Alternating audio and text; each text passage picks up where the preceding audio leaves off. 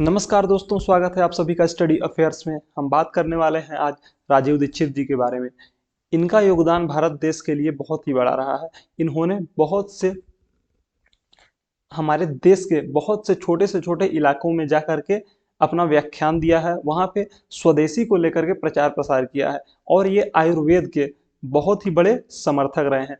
इनका कहना था कि हम एलोपैथी की जगह पूरी तरीके से आयुर्वेदिक हो जाने चाहिए, यानी कि हमारा देश का हर एक बच्चा बच्चा सिर्फ और सिर्फ आयुर्वेद का उपयोग करे, आयुर्वेदिक दवाओं का उपयोग करे, क्योंकि उसके कोई भी साइड इफेक्ट्स नहीं है, बल्कि जो एलोपैथी है उसके बहुत ही ज़्यादा साइड इफेक्ट हैं। कहा यह भी जाता है कि इनकी मृत्यु के समय पे भी इन्होंने, जब इनकी सिचुएशन बहुत ही ज़्यादा क्रिटिकल थी, तब भी इन्होंने एलोपैथिक दवाओं को लेने से इनकार कर दिया और कहा कि मेरी मृत्यु भले ही हो जाए लेकिन मैं एलोपैथी दवाओं का उपयोग नहीं करूंगा। ये आयुर्वेद और योग के बहुत ही अच्छे ज्ञाता थे। लोगों को आयुर्वेद के बारे में और योग के बारे में ये सिखाया करते थे। इन्होंने बहुत ही लंबे समय तक देश के छोटे छोटे गांव में, छोटे छोटे शहरों में घूम घूम कर व्याख्यान दिए, लोगों तक अपनी बात को पहुंचाने की कोशिश की और इस देश के को आगे कैसे ले जाया जा सकता है, कैसे बढ़ाया जा सकता है, इसके अपने इनके कुछ विचार थे जो लोगों तक इन्होंने पहुंचाने की कोशिश की। चलिए हम शुरू से शुरू करते हैं। देखिए क्या है, इनका जन्म कहाँ हुआ उसके बारे में हम थोड़ा सा बात करेंगे, लेकिन उससे पहले जो कुछ चीज़ें हैं जो इनके बारे में फेमस है। कहा यह जाता है कि जो फ्रांस से इन्होंने पीएचडी की थी, सीएसआईआर में एंटी ग्रेविटी पर रिसर्च का काम किया था। वो ये भी बताते हैं कि जर्मनी का मैक्स प्लांक इंस्टीट्यूट अरबों डॉलर रुपए में इनकी रिसर्च खरीदने के लिए तैयार हो गया था, लेकिन इन्होंने अपनी रिसर्च को बेचने से इनकार कर दिया। ये कहते हैं कि जो पेप्सी है ना, अमिताभ बच्चन पेप्सी का ऐड तो करते हैं, लेकिन वो खुद पेप्सी का सेवन नहीं करते, पेप्सी को नहीं पीते, क्योंकि इससे उनकी आंत खराब हो जाएगी। एक उनका इनका स्टेटमेंट और भी है जो काफ़ी ज़्यादा फेमस है। उसमें ये कहते हैं कि हेमा मालिनी लक्स के साबुन से नहीं नहाती, बल्कि बेसन में मलाई डाल करके नहाती हैं, और पूरे देश को ये बात इसलिए नहीं बताती क्योंकि अगर ये बात वो पूरे देश में बता देंगी खुले तौर पे, तो देश की सभी महिलाएं उनके जैसी खूबसूरत हो जाएंगी। जो 500 और 1000 के नोट मोदी गवर्नमेंट के द्वारा बैन किया गया है, उसके ये समर्थक थे। उनका मानना था कि अगर नोटों को बंद किया जाता है, जो बड़ी नोटें हैं उन्हें अचानक बंद कर दिया जाता है, तो इससे जो काला धन है उस पर रोक लगाई जा सकती है, काला धन को कंट्रोल किया जा सकता है, ब्लैक मनी को। और साथ ही साथ डिजिटाइजेशन एक इसका बहुत ही बड़ा प्रॉफिट तो हमारे देश को हुआ ही है। 30 नवंबर 1967 को यूपी के अलीगढ़ में इनका जन्म होता है। इनके पिताजी का नाम राधेश्याम दीक्षित और माता का नाम मिथिलेश कुमारी है। ओके, वहाँ पे जन्म एक मिडिल क्लास फैमिली से ये बिलोंग करते थे। जैसा कि होता है कि मिडिल क्लास फैमिली के बच्चे कहाँ पढ़ते हैं, सरकारी स्कूलों में पढ़ते हैं, छोटे स्कूलों में पढ़ते हैं, वैसी ही शुरुआती इनकी शिक्षा हुई। इलाहाबाद से इन्होंने बीटेक किया और आईआईटी कानपुर से एमटेक किया। हालांकि आईआईटी कानपुर से एमटेक करने को लेकर के बहुत से लोग की अलग अलग राय रही है। कुछ लोगों ने इनके जब आईआईटी कानपुर से आरटीआई के थ्रू इंफॉर्मेशन मांगी, तो आईआईटी कानपुर ने ये सूचना देते हुए ये बताया कि इस नाम का कोई भी व्यक्ति हमारे यहाँ से पास आउट नहीं हुआ है, यानी कि हमारे यहाँ से किसी भी व्यक्ति ने, राजीव दीक्षित नाम के किसी भी व्यक्ति ने डिग्री नहीं ली है। राजीव दीक्षित जी का ये मानना था कि जो हमारा देश है ना, वो वेस्टर्न कल्चर को अपना रहा है, वेस्टर्न कल्चर को अपना रहा है, यानी कि हम उन्हीं के जैसा होते जा रहे हैं, जबकि हमें ऐसा नहीं करना चाहिए। हमारा जो एजुकेशन सिस्टम है वो मैकाले की देन है। हमें मैकाले को छोड़ करके अपने गुरुकुल वाले एजुकेशन सिस्टम को अपनाना चाहिए। हमारा गुरुकुल का ही एजुकेशन सिस्टम बेस्ट है, और जो ये मैकाले का एजुकेशन सिस्टम है उसको हमें छोड़ देना चाहिए और उसको यूज नहीं करना चाहिए। अपने गुरुकुल वाले सिस्टम को लेकर के आना चाहिए और उसी को अपनाना चाहिए। इनका ये भी कहना था कि जो हमारी कानून व्यवस्था है वो भी वेस्टर्न कल्चर से बहुत ज़्यादा प्रभावित है, वेस्ट से बहुत ज़्यादा प्रभावित है, हमें उसको भी बदलने की ज़रूरत है। हमारे जो टैक्स का सिस्टम है और इकोनॉमिक सिस्टम है उसको भी बहुत ज़्यादा चेंज करने की ज़रूरत है। हमें अपना खुद का टैक्स सिस्टम लेकर के आना होगा। साथ ही साथ जो यूपीए की गवर्नमेंट ने लिबरलाइजेशन, प्राइवेटाइजेशन और ग्लोबलाइजेशन यानी कि एलपीजी रिफॉर्म किया था, उन्होंने कहा कि ये एलपीजी रिफॉर्म भारत के लिए बहुत ही आत्मघाती स्थिति की तरफ ले जाएगा, यानी कि इससे हमें फ़ायदा नहीं बल्कि नुकसान ज़्यादा होगा इस एलपीजी रिफॉर्म से। हालांकि हमने जो एलपीजी का रिफॉर्म किया था वो जानबूझ करके नहीं बल्कि मजबूरी में किया था। उस समय पे देश की स्थिति की हालत ऐसी थी कि हमें मजबूरी में एलपीजी का रिफॉर्म करना पड़ा। एक चीज और है, ये प्रसिद्ध कब हुए, फेमस कब हुए? ये फेमस हुए 1984 में, जब भोपाल में गैस त्रासदी हुई। आपको पता हो कि भोपाल में जब गैस त्रासदी हुई थी, उसमें लगभग 3787, ये सरकारी आंकड़ा है, कि इतने लोगों की मौत हो गई थी और 5.74 लाख लोग इससे प्रभावित हुए थे। हालांकि ये सरकारी आंकड़ा है, मौतों की संख्या इससे कहीं ज्यादा थी। हुआ क्या था उसमें, यूनियन कार्बाइड की फैक्ट्री से मिथाइल आइसोसाइनाइड नाम की गैस लीक हुई थी, जो कि एक बहुत ही जहरीली गैस थी, और उस गैस के लीक हो जाने की वजह से बहुत से लोगों की जान चली गई। इनका मानना यह था कि ये अमेरिका के द्वारा एक प्रयोग किया गया था। हालांकि अमेरिका इस तरह के प्रयोग बहुत से अलग अलग देशों में करता रहा है। इनके द्वारा ये कहा गया कि अमेरिका एक वेपन बना रहा है, वो प्रयोग ये कर रहा है किस तरह किसी भी गैस से लोगों की जान ली जा सकती है, किसी भी गैस को रिसाव से कैसे लोगों की जान ली जा सकती है। उनका पूरी तरीके से ये मानना था कि यूनियन कार्बाइड घटना अमेरिका की एक सोची समझी साजिश थी और इसे भारतीयों पर एक्सपेरिमेंट के तौर पे अंजाम दिया गया था। इसके बाद से ना राजीव दीक्षित ने पूरे देश में घूम घूम कर विदेशी कंपनियों के खिलाफ मुहिम शुरू की और भाषण देने स्टार्ट किए। बहुत ही एक लंबा प्रोटेस्ट भी इन्होंने उस समय पे किया था। इनका ये मानना था कि जो शिक्षा व्यवस्था है, टैक्स सिस्टम है, मॉडर्न मेडिसिन है, इन सभी को हमें खत्म करने की जरूरत है। हमें अपना सिस्टम लेकर के आना है, जिसमें शिक्षा के लिए गुरुकुल होगा और दवाओं के लिए एलोपैथी की जगह पे आयुर्वेद का हमें प्रयोग करना है, और हमें योग की तरफ आगे बढ़ने की जरूरत है।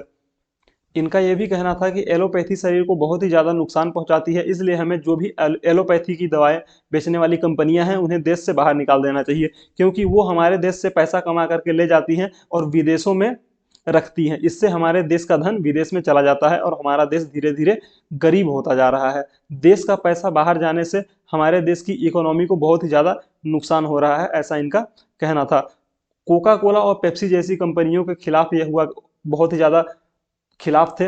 इन्होंने ये कहा कि ये जो पेप्सी और कोका कोला की कंपनी है, ये जहर बेच रही हैं, ये कोई भी शीतल पेय पदार्थ नहीं बल्कि जहर बेच रही हैं, और युवाओं को इन्हें पीना नहीं चाहिए। युवा इसको पी करके, इसका सेवन करके अपनी सेहत खराब कर रहे हैं।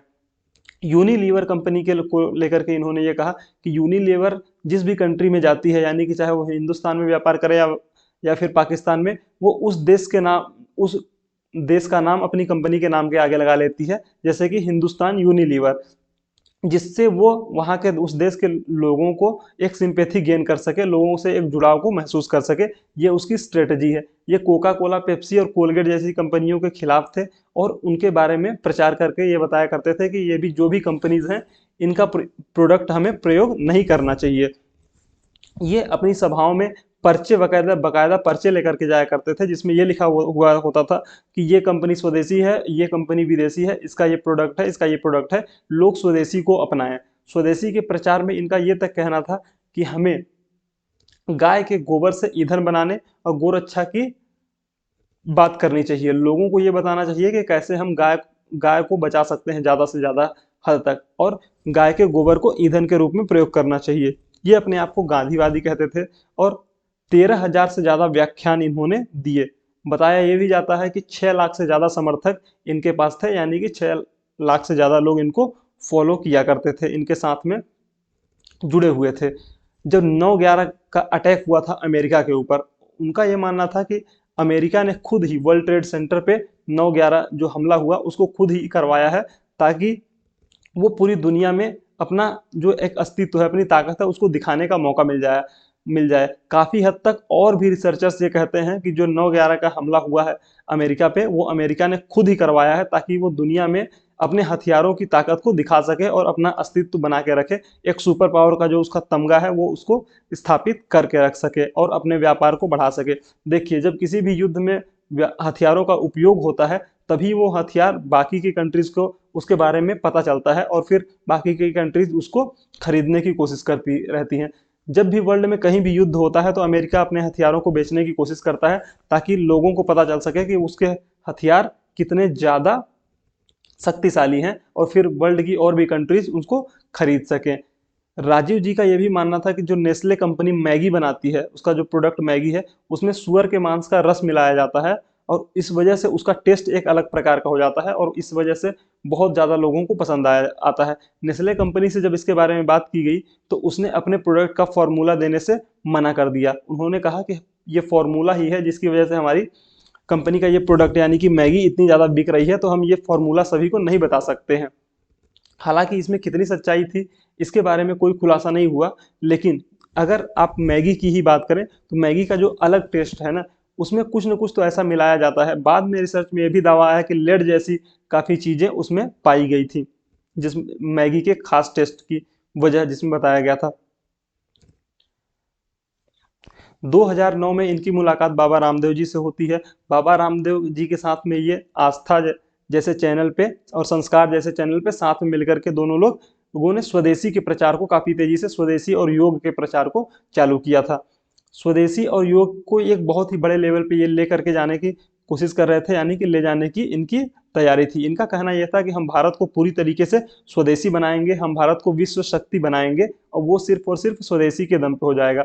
ये लोग बुद्धिमान लोगों को और युवाओं को अपने साथ जोड़कर देश के विकास में लेकर के जाने वाले थे। इनका ये मानना था कि 2014 तक हम अपनी पार्टी बनाएंगे जिसमें बहुत ज़्यादा मात्रा में यूथ होंगे और जानकार लोग, होशियार लोग, बुद्धिमान लोग होंगे और हम लोकसभा के चुनाव में अपनी दावेदारी पेश करेंगे। लेकिन एक बात यह भी आती है कि जिस तरीके से राजीव दीक्षित जी की पॉपुलैरिटी दिनों दिन बढ़ती जा रही थी, तो रामदेव जी उनकी इस पॉपुलैरिटी से खुश नहीं थे, यानी कि कहीं न कहीं उनके मन में जलन की भावना थी और इस वजह से उन्होंने बाबा रामदेव और राजीव दीक्षित जी के बीच में टकराव की स्थिति बनी और बाबा रामदेव जी ने उनके खिलाफ षड्यंत्र रचे, जिसकी वजह से उनकी मृत्यु हुई। देखिए होता क्या है, नवंबर के आखिरी सप्ताह में राजीव दीक्षित जी कहाँ जाते हैं, छत्तीसगढ़ के दौरे पर जाते हैं, जहां वो अलग अलग जगहों पे व्याख्यान देते हैं। 26 से 29 नवंबर तक अलग अलग जगहों पर व्याख्यान देने के बाद जब 30 नवंबर को वो भिलाई पहुंचते हैं तो उनकी तबीयत खराब होती है। तबीयत खराब होने के बाद उन्हें कहाँ लेकर के जाया जाता है, उन्हें लेकर के जाया जाता है दुर्ग लेकर के जाने के रास्ते में ही उनकी तबीयत खराब होती है और कार में तबीयत बहुत ज़्यादा खराब हो जाने की वजह से उन्हें एक सरकारी हॉस्पिटल, भिलाई के सरकारी हॉस्पिटल में भर्ती कराया गया और फिर वहां से उन्हें अपोलो बीएसआर हॉस्पिटल में शिफ्ट किया गया। बताया यह जाता है कि हार्ट अटैक आने की वजह से उनकी मृत्यु हुई, लेकिन उसके बाद उनका पोस्टमार्टम नहीं किया गया।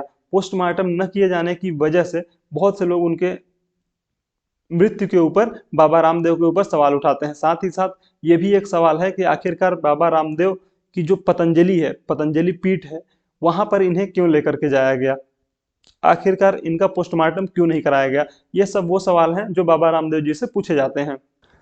और राजीव के समर्थकों का यह भी कहना है कि उनकी जो डेड बॉडी थी उसमें काफ़ी नीले धब्बे पड़ गए थे और उनका जो पूरी बॉडी थी वो बैगनी हो गई थी। स्किन का कलर यानी कि स्किन उधड़ी लग रही थी। इससे ये अनुमान लगाया जा सकता है कि उनकी मृत्यु नहीं हुई बल्कि उनको कोई जहर दे करके उनकी हत्या की गई है और इसके लिए काफ़ी ज़्यादा शक बाबा रामदेव जी के ऊपर किए जा रहे थे। हालांकि इसमें कोई सच्चाई नहीं है क्योंकि अभी तक इस तरह का कोई भी मामला कोर्ट में प्रूव नहीं हो पाया है।